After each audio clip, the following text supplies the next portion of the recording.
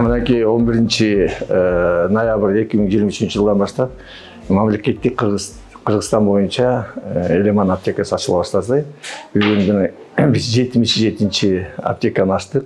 Бул күнү түнү иштей турган аптека. Азыркы кезде аптекаларда 1500-төн 2000ге чейин дарылар келди.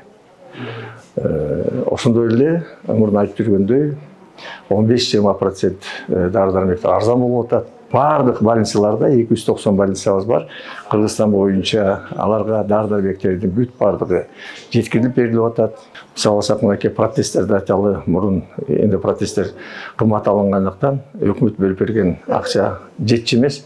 Азыркы кезде 350 адам эндопротезге муктаждык болуп турган экен. Биз бүт бардыгына жеткендей кылып эндопротез алдык. Ошондой эле кардиологияда стенттердин дагы канча муктаж болуп атса, ошолордун стенттердин бардыгын Кыргыз фармациядан алып, муктаждыктарын баарын жаап атабыз.